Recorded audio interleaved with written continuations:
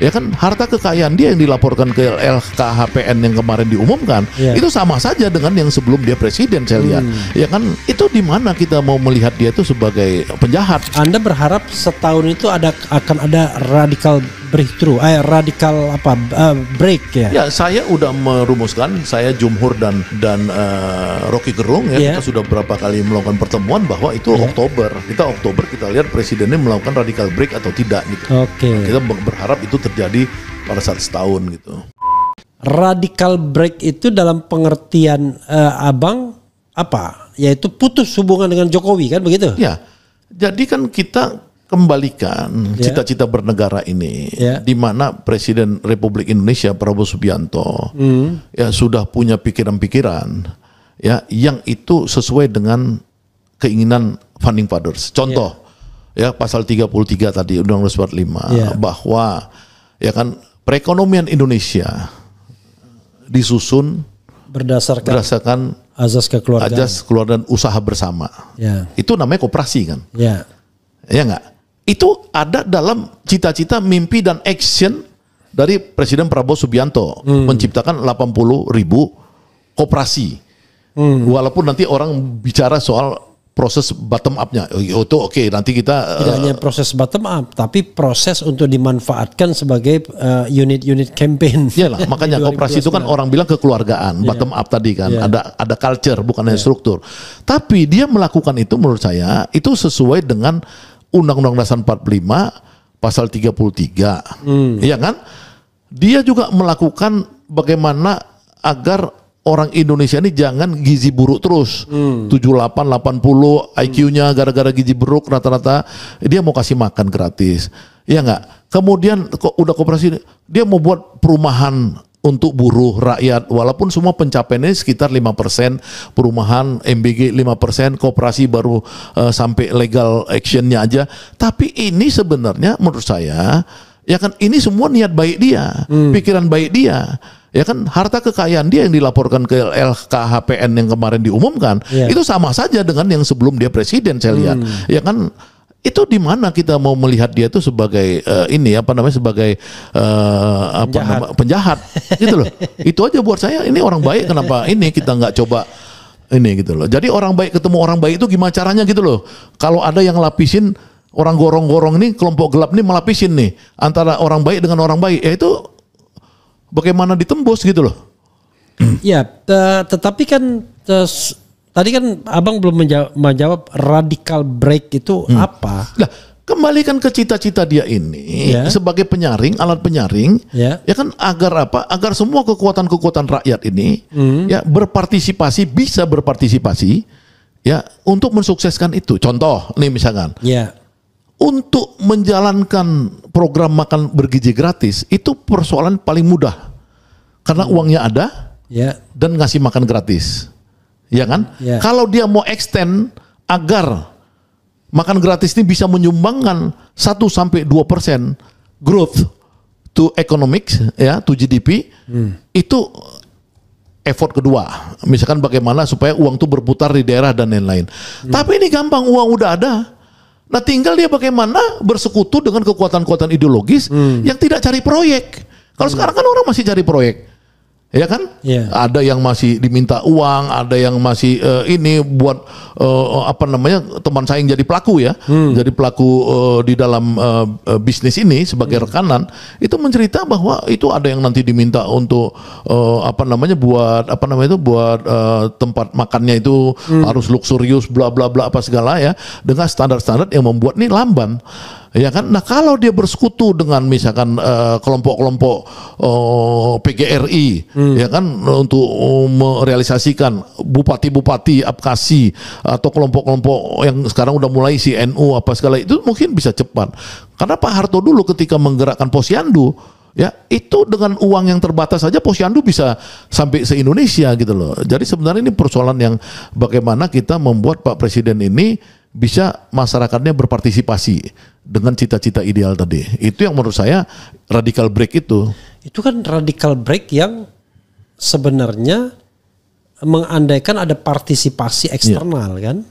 Tapi kan orang berharap radical break itu datang dari Pak Prabowo sendiri yang tentu waktunya kan bisa kita tentukan untuk tetap mendukung atau tetap stay away gitu dari Prabowo, dan harus ada indikatornya. Coba Abang lebih spesifik. Radical break itu harusnya apa gitu? Jadi gini, ada dua yang penting. Jadi saya kan pertama kali saya dari Sabang Merauke Circle buat Great Institute, yang saya bedah itu kan pikirannya Gramsci dan Althusser. Gramsci dan Althusser ini kan bicara soal birokrasi ideologis dan state aparatus ideologi. Ya kan, ada intelektual organik di situ. Ya kan, bagaimana supaya birokrasi ini dari kepalanya korup di era Jokowi bisa berubah menjadi ideologis di era Prabowo. Karena pikiran-pikiran ideologis Prabowo kalau tidak ditolong ya oleh birokrasi ideologis, itu pasti dia akan susah pencapaiannya. Karena apa? Karena di kepala orang duit. Nih sekarang kan di kepala orang pengabdian. Karena presiden pengabdian.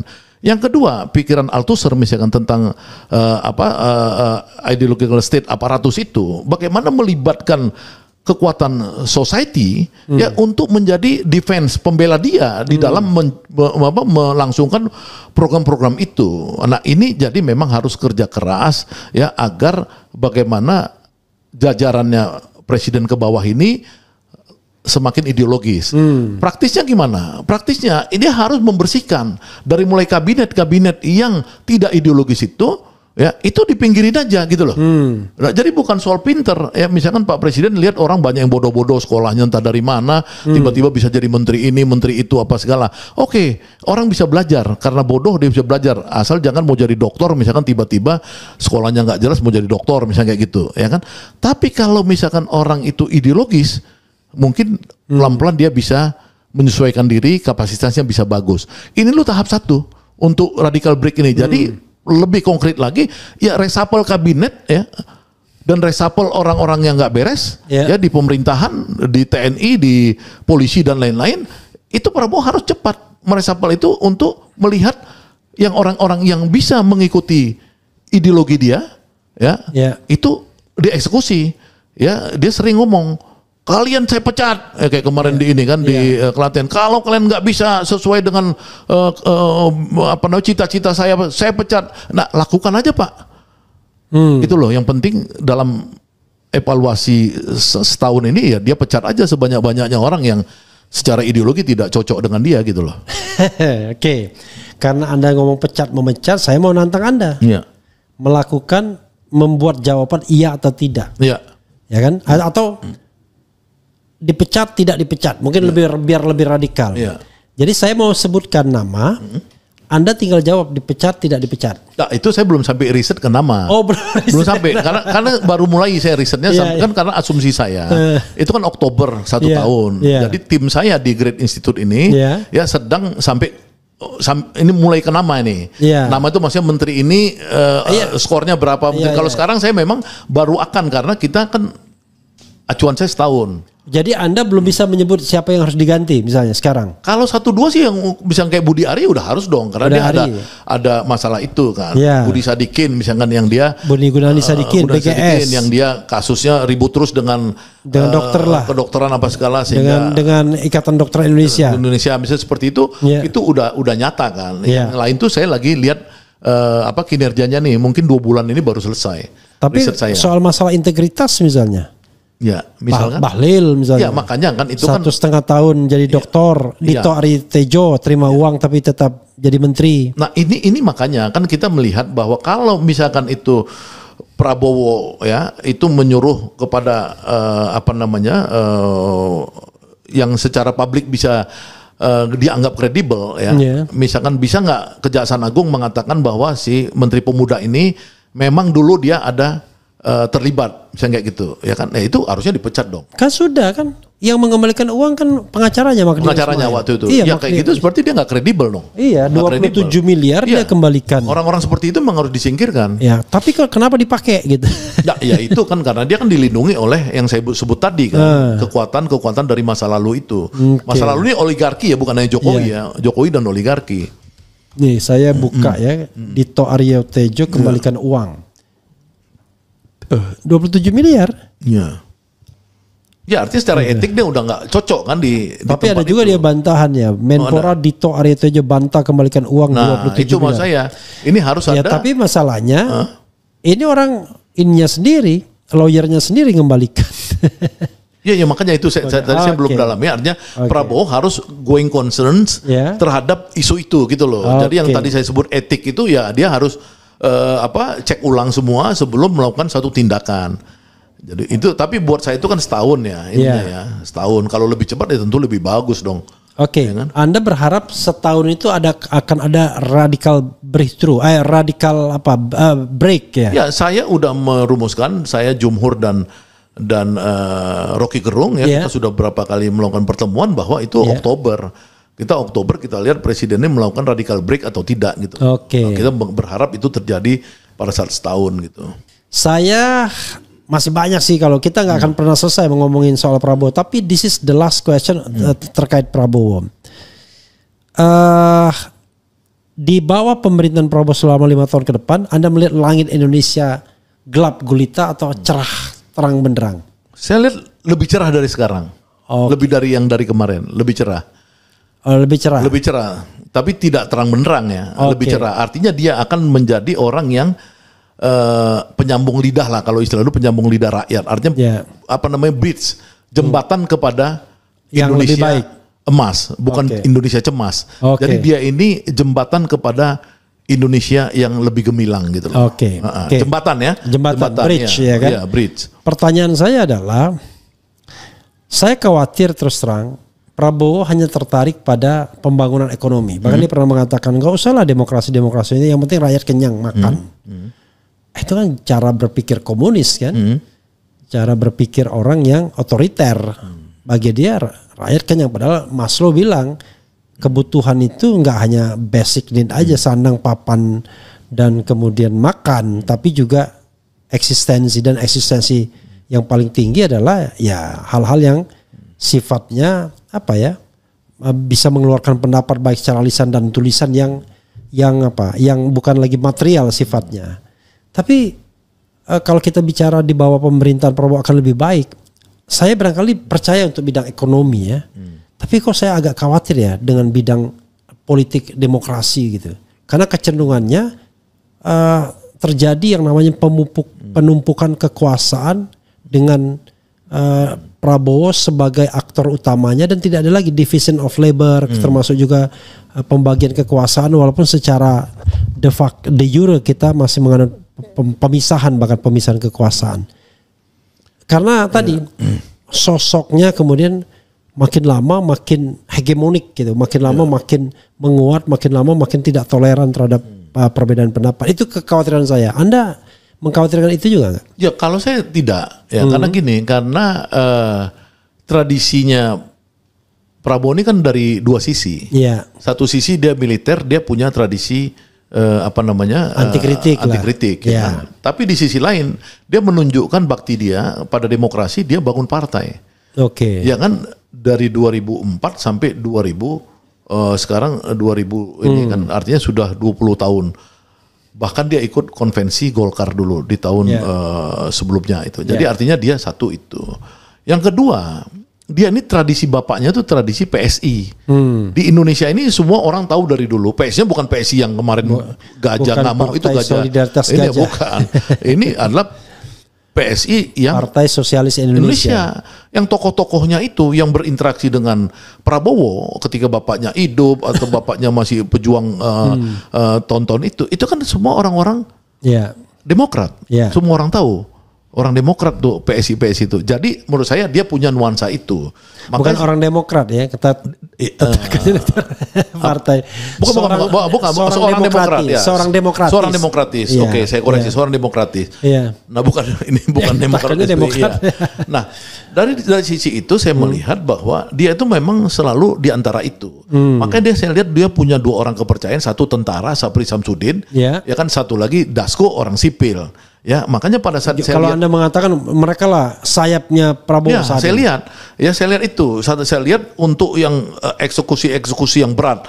Misalkan Agrinas itu, kenapa dulu 1 juta hektar itu di zaman Jokowi ya tidak berhasil dieksekusi. Di zaman Prabowo dieksekusi, diambil semua sekarang. Masuk agreement sudah 1 juta lebih. Ini kelompok militernya itu, sayap yang ini. Nah, sayap demokrasinya itu dipelihara oleh Pak Dasko, ya kan saya lihat dia sering interaksi dengan kekuatan-kekuatan civil society, ya pada saat undang-undang TNI, pada saat kejadian di Raja Ampat, ya dan lain-lain, dia kelihatan punya interaksi dengan kekuatan-kekuatan NGO dan lain-lain ya, bahkan dia interaksinya dengan kelompok kampus mahasiswa saya lihat ya dia cukup tinggi juga. Jadi artinya sebenarnya selama Prabowo ini keseimbangannya itu tetap ada, maka demokrasinya tetap ada. Tapi, saya tapikan dulu. Tapi memang saya melihat bahwa demokrasi Prabowo ini cenderung dia pengen mengarahkan kembali ke Undang-Undang 45 yang asli, yang dulu, yang terpimpin. Iya, artinya demokrasi dalam ruang lingkup musyawarah mufakat. Ya kan, ini memang kan satu tantangan buat kita untuk men-challenge kan diskursus, nggak ada masalah, itu biasa. Kelompok Masumi aja misalkan ya, yang dimana saya merasa bagian dari itu, misalkan cara berpikirnya juga sama musyawarah mufakat juga. Apalagi kalau NU yang dia kiai kan itu mungkin lebih strong lagi pada wali-walinya, pada gus-gusnya dan lain-lain. Jadi saya pikir itu Prabowo pengen kembali itu memang satu bentuk demokrasi yang diinginkan, demokrasi versi yang tidak sebebas-bebasnya. Iya memang kalau kita lihat statuta dari Gerindra kan kembali pada Undang-Undang 45 kalau nggak salah. Statuta atau istilahnya apa ya? Atau doktrin atau apa. Tapi Prabowo nggak pernah tuh ngomong pengen kembali itu rasanya. Atau karena Anda lebih... Enggak, saya ngamatin ada. Saya ngamatin misalkan gini. Saya ngamatin setiap Prabowo itu ngomong tentang Undang-Undang Dasar 45 pasal 33 yang harusnya 5 pasal. Dia setiap pidato tuh sampai ke 3 aja. 3 ayat. 3 ayat. 4 demokrasi ekonomi dia nggak ngomong. Ya kan, kelima apa itu?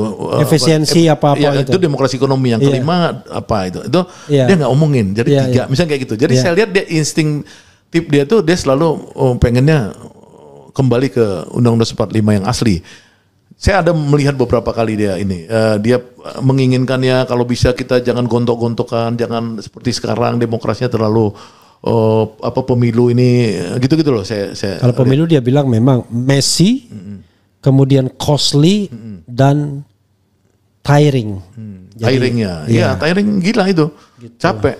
Gitu. Melelahkan, berantakan dan mahal gitu ya. Oke. Banyak hal yang bisa kita diskusikan sebenarnya.